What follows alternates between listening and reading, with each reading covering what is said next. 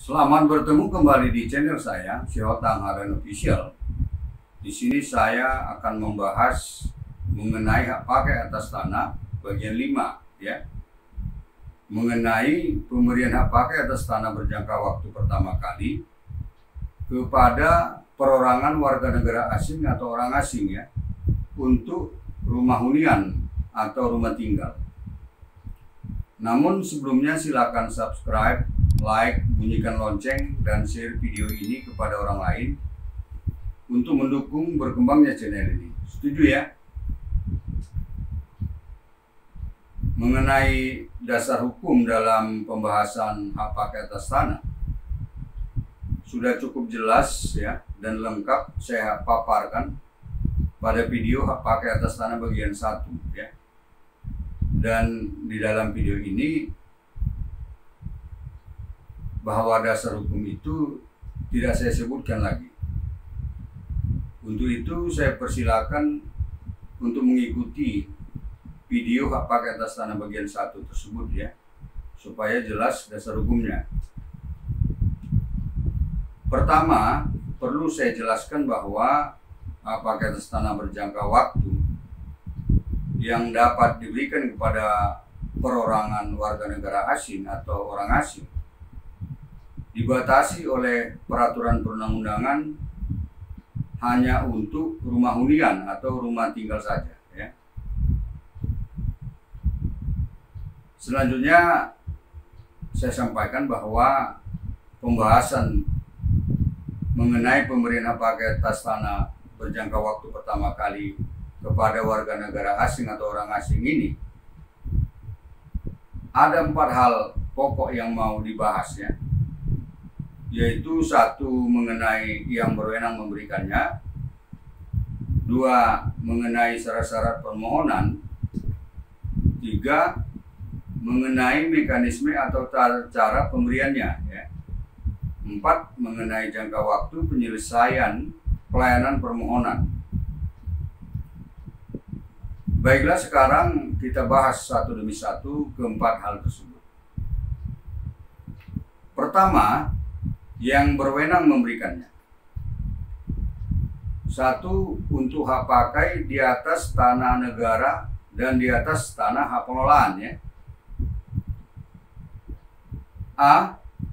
Kepala Kantor Pertanahan Kabupaten Kota berwenang memberikan hak pakai atas tanah berjangka waktu pertama kali kepada perorangan warga negara asing atau orang asing untuk rumah tinggal atau rumah hunian di atas tanah negara,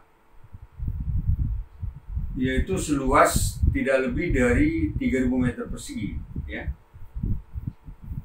Serta juga berwenang memberikan hak pakai atas tanah berjangka waktu pertama kali kepada perorangan WNA atau orang asing untuk rumah tinggal atau rumah hunian di atas tanah hak pengelolaan, yaitu untuk semua luasan, ya. B. Kepala Kantor Wilayah BPN Provinsi, ya, berwenang memberikan hak pakai atas tanah berjangka waktu pertama kali kepada perorangan warga negara asing atau orang asing untuk rumah hunian atau rumah tinggal di atas tanah negara, yaitu seluas lebih dari 3.000 meter persegi sampai dengan tidak lebih dari 10.000 meter persegi, atau tidak lebih dari 1 hektar, ya. C. Untuk selebihnya, yaitu yang tidak dilimpahkan kepada Kepala Kantor Pertanahan Kabupaten Kota dan kepada Kepala Kantor Wilayah BPN Provinsi, adalah merupakan wewenang Menteri Agraria Tata Ruang, Kepala BPN, ya. Untuk jelasnya, yaitu untuk memberikan hak pakai atas tanah berjangka waktu pertama kali kepada perorangan warga negara asing atau orang asing untuk rumah tinggal atau hunian di atas tanah negara, yaitu seluas lebih dari 10.000 meter persegi atau lebih dari 1 hektar, ya. Dua, yang berwenang adalah pemegang hak milik, yaitu berwenang memberikan hak pakai atas tanah berjangka waktu kepada perorangan warga negara asing atau orang asing untuk rumah hunian atau rumah tinggal di atas tanah hak miliknya sendiri ya, dan untuk semua luasan ya. Kedua, mengenai syarat-syarat permohonan. Satu, untuk hak pakai di atas tanah negara ya. Persyaratannya yaitu A, fotokopi identitas pemohon atau jika dikuasakan juga fotokopi identitas kuasa dan surat kuasa ya. Kemudian dokumen keimigrasian berupa visa, paspor, atau surat izin tinggal tetap atau kartu izin menetap atau KIM yang dikeluarkan oleh instansi yang berwenang sesuai dengan ketentuan peraturan perundangan mengenai keimigrasian, dalam hal ini kantor imigrasi ya. B, asli bukti perolehan tanah atau dasar penguasaan tanah atau alas hak tanah ya. Mengenai ini dapat berupa sertifikat, akta pemindahan hak, akta atau surat bukti pelepasan hak, surat penunjukan atau pembelian kapling, surat pelepasan kawasan hutan, risalah lelang, putusan pengadilan, atau surat bukti perolehan tanah lainnya. Sedangkan apabila bukti perolehan tanah atau dasar penguasaan tanah atau alas hak tidak ada sama sekali, maka alas haknya didasarkan pada penguasaan fisik atas bidang tanah sebagai pengganti alas haknya ya. Ini dituangkan dalam bentuk surat pernyataan penguasaan fisik bidang tanah atau SPP EBT atau SP2 EBT dari yang bersangkutan yang dibuat secara di bawah tangan dan disaksikan oleh paling sedikit 2 orang saksi dari lingkungan setempat ya, yang mengetahui riwayat tanah, dan saksi ini tidak mempunyai hubungan keluarga dengan yang bersangkutan sampai derajat kedua ya. Kemudian surat pernyataan itu juga harus diketahui oleh kepala desa atau lurah setempat. C, daftar dan peta perolehan tanah. Ini diperlukan apabila perolehan tanah atau permohonannya lebih dari 5 bidang tanah ya. D, dokumen perizinan berupa kesesuaian kegiatan pemanfaatan ruang atau KPPR dan perizinan berusaha pelaksanaan reklamasi. Ini diperlukan apabila tanah yang dimohon merupakan tanah negara yang berasal dari reklamasi ya. E, dokumen perencanaan peruntukan, penggunaan dan pemanfaatan tanah ya. F, surat atau bukti perpajakan yang berkaitan dengan tanah yang bersangkutan ya. Ini diperlukan apabila ada ya. G, surat pernyataan penguasaan fisik bidang tanah atau SPP EBT atau SP2 EBT dari yang bersangkutan yang dibuat secara di bawah tangan, di mana isinya memuat pernyataan yang bersangkutan mengenai hal-hal sebagai berikut ya. Bahwa tanah tersebut miliknya, bukan milik pihak lain dan statusnya merupakan tanah negara. Bahwa tanah telah dikuasai secara fisik ya. Kemudian bahwa penguasaan tanah oleh yang bersangkutan dilakukan dengan itikat baik dan secara terbuka ya. Kemudian isinya bahwa perolehan tanah dibuat sesuai dengan data yang sebenarnya Dan apabila ternyata di kemudian hari terjadi permasalahan, maka ya sepenuhnya menjadi tanggung jawab dari yang bersangkutan ya, dengan tidak melibatkan pihak Kementerian Agraria Tata Ruang Badan Pertanahan Nasional. Kemudian isinya bahwa tidak terdapat keberatan dari pihak lain terhadap tanah atau tanah tidak dalam keadaan sengketa. Kemudian isinya bahwa tidak terdapat keberatan dari pihak kreditur. Ini diperlukan apabila tanah menjadi jaminan utang ya. Kemudian isinya bahwa tanah bukan aset pemerintah pusat atau aset pemerintah daerah atau aset BUMN atau BUMD ya.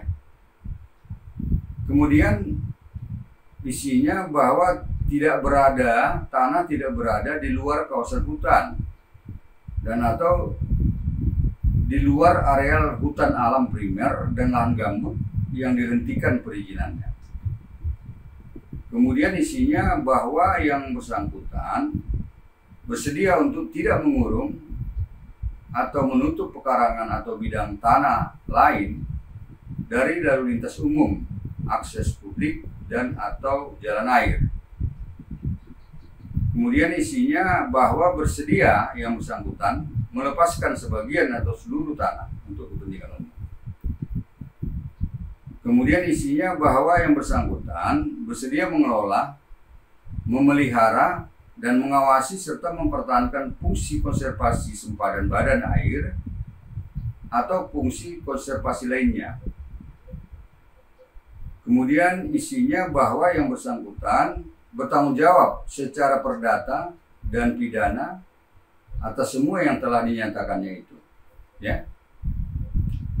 Sebagai catatan di sini, surat pernyataan atau SPP-BT ini adalah berbeda ya dengan surat pernyataan SPP-BT sebagai pengganti alas hak tanah yang tidak ada sama sekali, sebagaimana yang telah disebutkan terdahulu ya. 2. Untuk hak pakai di atas tanah pengolahan. Persyaratannya yaitu A. Fotokopi identitas pemohon atau jika dikuasakan juga fotokopi identitas kuasa dan surat kuasa itu sendiri. B. Dokumen keimigrasian berupa visa, paspor, atau izin tinggal yang dikeluarkan oleh instansi yang berwenang sesuai dengan ketentuan peraturan perundang-undangan mengenai keimigrasian. C. Perjanjian pemanfaatan tanah antara yang bersangkutan dengan pemegang hak pengelolaan, di mana dalam perjanjian ini juga dimuat tentang kewajiban pemegang hak pengelolaan yang terdiri dari 1. Bahwa yang bersangkutan bersedia untuk tidak mengurung dan atau menutup pekarangan atau bidang tanah lain dari lalu lintas umum, akses publik, dan atau jalan air ya. 2.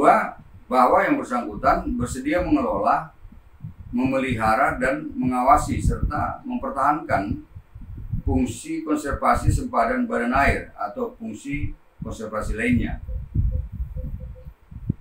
D. Bukti perpajakan yang berkaitan dengan tanah yang bersangkutan. Ini diperlukan apabila ada saja ya. Kalau tidak ada enggak masalah. 3. Untuk hak pakai di atas tanah hak milik ya. Persyaratannya yaitu A. Fotokopi identitas pemohon atau jika dikuasakan juga fotokopi identitas kuasa berupa KTP dan surat kuasa ya. Dokumen keimigrasian berupa visa, paspor atau izin tinggal yang dikeluarkan oleh instansi yang berwenang sesuai dengan ketentuan peraturan perundang-undangan mengenai keimigrasian. Nah, yang saya sebutkan tadi identitas di sini tidak ada KTP ya. identitas saja. B. Apabila akta perjanjian pemberian hak pakai dari PPAT, maksud kami asli akta perjanjian pemberian hak pakai dari PPAT antara pemegang hak milik dengan yang bersangkutan. C. Dokumen perencanaan, peruntukan, penggunaan, dan pemanfaatan tanah. D. Bukti perpajakan yang berkaitan dengan tanah yang dimohonkan apabila ada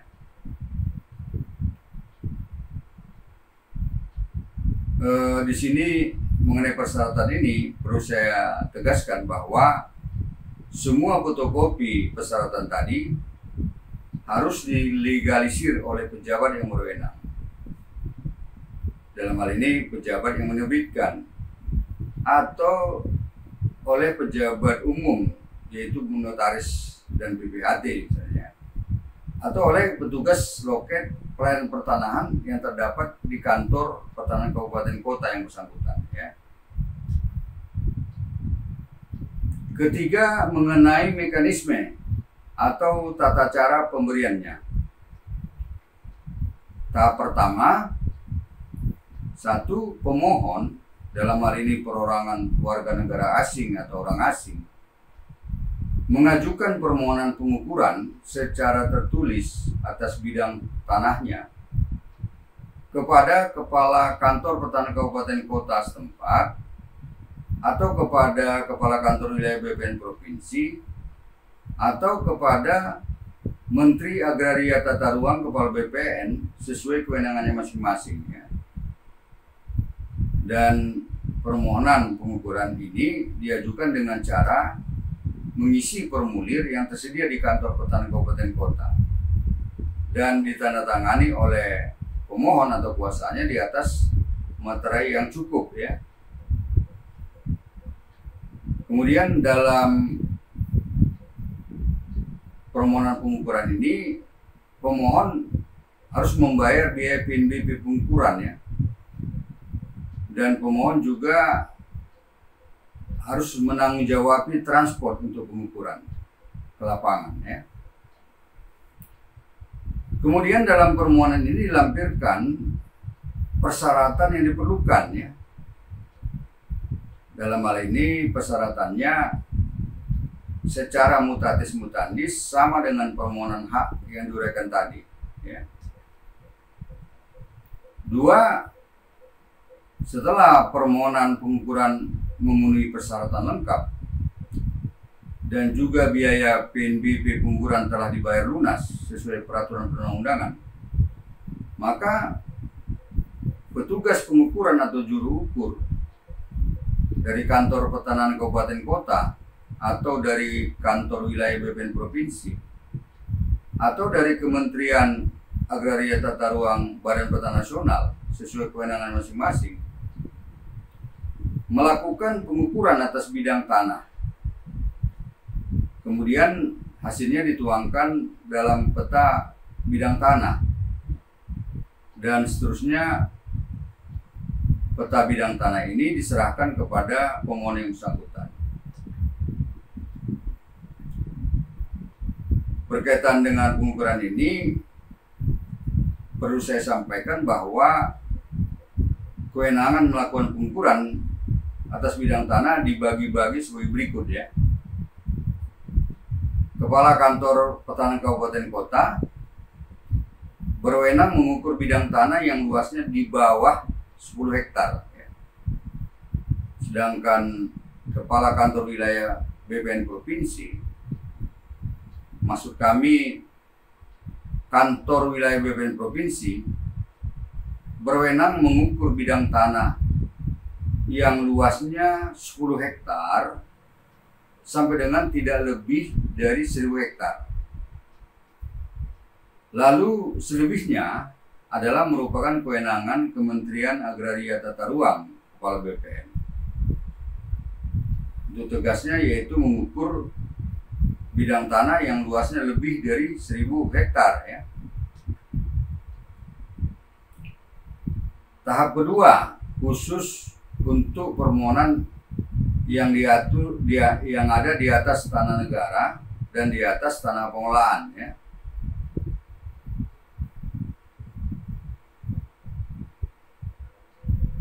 A. Pemohon, dalam hal ini perorangan warga negara asing atau orang asing, mengajukan permohonan hak pakai atas tanah berjangka waktu secara tertulis melalui Kepala Kantor Pertanahan Kabupaten Kota yang bersangkutan. Permohonan ini diajukan dengan cara mengisi formulir yang tersedia di Kantor Pertanahan Kabupaten Kota dan ditandatangani oleh pemohon atau kuasanya di atas materi yang cukup, ya. Lalu permohonan ini dilampirkan persyaratan yang disebutkan tadi dan juga dilampirkan peta bidang tanah hasil pengukuran pada tahap pertama, ya. B. Setelah menerima berkas permohonan apa atas tanah dimaksud, ya, maka Kepala Kantor Pertanahan Kabupaten Kota melalui petugas yang ditunjuknya atau melalui petugas terkait melakukan pemeriksaan kelengkapan berkas permohonan dengan ketentuan apabila masih terdapat kekurangan persyaratan berkas permohonan, maka diberitahukan kepada pemohon untuk melengkapinya, ya. Kemudian apabila persyaratan sudah lengkap atau memenuhi syarat, maka kepada pemohon diberikan tanda penerimaan dokumen persyaratan, ya, dan diberikan SPS atau surat perintah store tentang biaya pendapatan negara bukan pajak atau PNBP pemeriksaan tanah oleh panitia A atau petugas konstatasi sesuai ketentuan peraturan perundang-undangan, ya. Selain itu juga kepada pemohon harus menangguhjawabi transport dalam pemeriksaan tanah ini. C.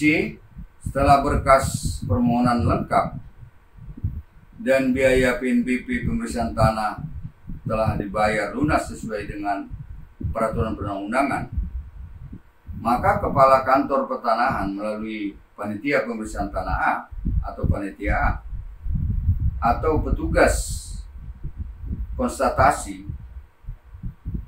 melakukan pemeriksaan tanah yang dimohonkan ke lapangan, ya, untuk melihat aspek yuridis maupun dari aspek fisik. Kemudian hasil dari pemeriksaan tanah ini dituangkan dalam risalah pemeriksaan, maksud kami risalah panitia pemeriksaan tanah A atau risalah pemeriksaan tanah atau constatering report, ya,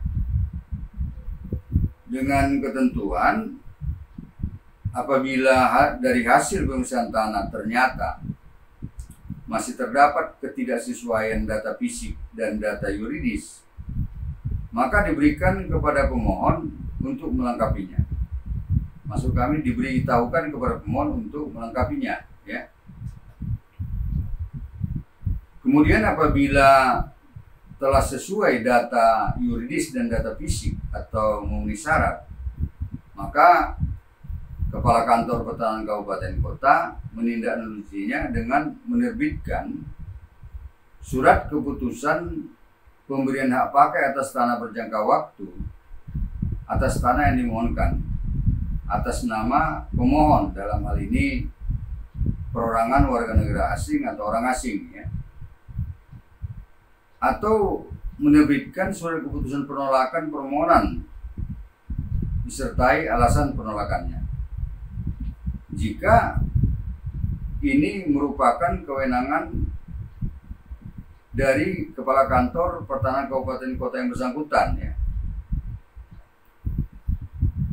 atau menyampaikan berkas permohonan kepada Kepala Kantor Wilayah BPN Provinsi dengan membuat surat pengantar Kepala Kantor Wilayah maksud kami Kepala Kantor Pertanahan Kabupaten Kota, yang isinya memuat pendapat, pertimbangan, dan usulan dapat atau tidaknya permohonan dikabulkan.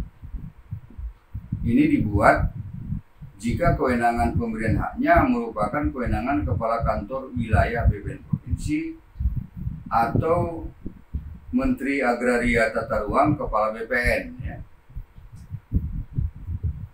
D. Setelah menerima berkas permohonan dari Kantor Pertanahan Kabupaten Kota, maka Kepala Kantor Wilayah BPN Provinsi memproses pemeriksaannya, ya, serta menindaklanjutinya dengan menerbitkan surat keputusan pemberian hak pakai atas tanah berjangka waktu atas nama pemohon, dalam hal ini perorangan warga negara asing atau orang asing, apabila permohonan telah memenuhi syarat lengkap, ya, atau menerbitkan surat keputusan penolakan permohonan, ya, disertai alasan penolakannya. Ini dilakukan apabila kewenangan pemberian haknya merupakan kewenangan Kepala Kantor Wilayah BPN Provinsi, atau menyampaikan berkas permohonan kepada Menteri Agraria Tata Ruang Kepala BPN dengan surat pengantar Kepala Kantor Wilayah BPN Provinsi yang memuat pendapat, pertimbangan, dan usulan tentang dapat atau tidaknya permohonan hak pakai atas tanah dikabulkan.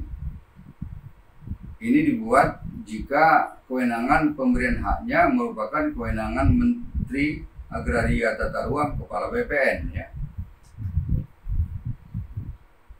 Mengenai penyampaian berkas ini dapat disampaikan kepada Menteri Agraria Tata Ruang Kepala BPN melalui sistem elektronik, ya, yang disediakan oleh Kementerian Agraria Tata Ruang, Badan Pertanahan Nasional. Sedangkan berkas permohonan secara fisik tetap disimpan di kantor wilayah BPN Provinsi yang bersangkutan, ya. E. Setelah menerima berkas permohonan dari Kepala Kantor Wilayah BPN Provinsi, maka Menteri Agraria Tata Ruang Kepala BPN memproses permohonannya serta selanjutnya menindaklanjuti dengan menerbitkan surat keputusan pemberian hak pakai atas tanah yang dimohon apabila permohonan memenuhi syarat lengkap, ya, atau menerbitkan SK atau surat keputusan penolakan permohonan disertai alasan penolakannya. F. Setelah memperoleh surat keputusan pemberian hak pakai atas tanah berjangka waktu yang dimohon, maka pemohon, dalam hal ini perorangan warga negara asing atau orang asing, mengajukan permohonan pendaftaran hak secara tertulis kepada Kepala Kantor Pertanahan Kabupaten Kota yang bersangkutan, yaitu dengan cara mengisi formulir permohonan yang tersedia di Kantor Pertanahan Kabupaten Kota dengan dibubuhi materai cukup dan ditandatangani oleh pemohon atau kuasanya. Untuk permohonan pendaftaran hak ini, pemohon harus membayar biaya pendapatan negara bukan pajak atau PNBP tentang pendaftaran tanah, pendaftaran hak, ya, atau pendaftaran hak tanah.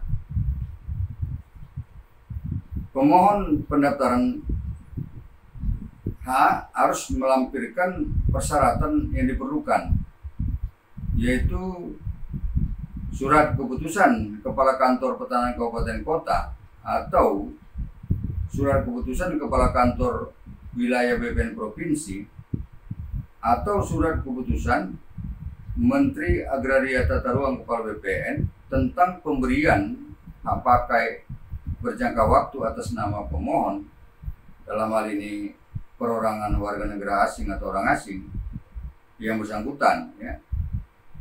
Kemudian surat kuasa apabila dikuasakan, fotokopi SPPT PBB tahun berjalan, bukti SSB BPHTB atau pelunasan BPHTB, bukti SSP PPH sesuai ketentuan, serta persyaratan lainnya sesuai dengan surat keputusan pemberian haknya, ya. G. Apabila permohonan pendaftaran hak pakai tersebut sudah lengkap, maka Kepala Kantor Pertanahan Kabupaten Kota menerbitkan dan menandatangani sertifikat hak pakai atas tanah berjangka waktu untuk rumah hunian atau rumah tinggal atas nama pemohon, dalam hal ini perorangan warga negara asing atau orang asing, selaku pemegang haknya, ya. Mengenai sertifikat ini harus saya jelaskan bahwa pada Kantor Pertanahan Kabupaten Kota yang telah ditetapkan oleh Menteri Agraria Tata Ruang Kepala BPN sebagai kantor yang melaksanakan pendaftaran tanah secara elektronik, maka sertifikat yang diterbitkan di sini adalah sertifikat elektronik, ya, atau sertifikat L. Tahap kedua khusus untuk pemberian hak pakai berjangka waktu di atas tanah hak milik, ya. Saya ulangi, di atas tanah hak milik. Satu, setelah dilakukan pengukuran, maka pemegang hak milik dan pihak ketiga sebagai calon pemegang hak pakai, dalam hal ini perorangan warga negara asing atau orang asing, mengadakan perjanjian pemberian hak pakai dengan akta pejabat pembuat akta tanah atau akta PPAT, ya. Dua, setelah dibuat akta perjanjian pemberian hak pakai atas tanah dari PPAT dimaksud, maka pihak ketiga, dalam hal ini perorangan warga negara asing atau orang asing, sebagai pemegang hak pakai, mengajukan permohonan hak pakai atas tanah ke Kantor Pertanahan Kabupaten Kota dengan membayar biaya PNBP pendaftaran serta melengkapi persyaratan yang diperlukan, ya, yaitu berupa akta PPAT tentang pemberian hak pakai atas tanah. Kemudian surat kuasa apabila dikuasakan, ya, fotokopi SPPT PBB tahun berjalan, bukti SSB BPHTB atau pelunasan BPHTB, bukti SSB PPH sesuai ketentuan, dan peta bidang tanah, ya.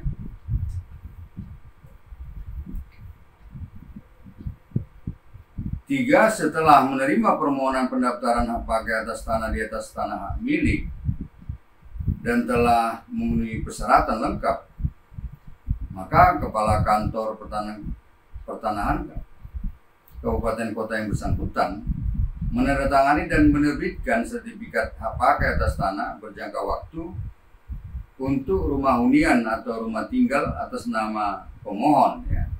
Dalam hal ini perorangan WNA atau orang asing, serta menyerahkannya kepada pemohon atau kuasanya. Keempat, waktu penyelesaian pelayanan permohonan pemberian hak pakai atas tanah berjangka waktu di atas tanah negara dan di atas tanah hak pengelolaan mengenai hak milik, hal ini belum ada diatur, ya. Secara manual kepada persorangan warga negara asing atau orang asing untuk rumah hunian atau rumah tinggal adalah 38 hari jika luas tanahnya tidak lebih dari 2000 meter persegi, kecuali mengenai tanah bekas HGU, ya. Kemudian waktunya 57 hari untuk tanah yang luasnya lebih dari 2.000 meter persegi sampai dengan 150.000 meter persegi. Kemudian waktunya 97 hari untuk yang luasnya lebih dari 150.000 meter persegi atau lebih dari 15 hektar ya.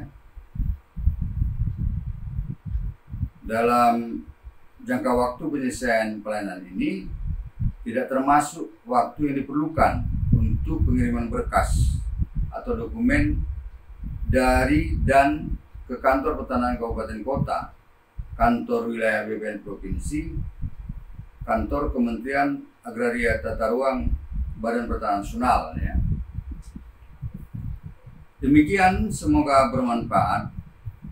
Selanjutnya dipersilakan membuat komentar dan atau pertanyaan melalui kolom komentar dalam YouTube ini atau WA 081251240000 atau email arlenssa@gmail.com yang pada kesempatan pertama akan saya jawab dan atau saya jadikan materi dalam video-video berikutnya. Sampai jumpa, terima kasih.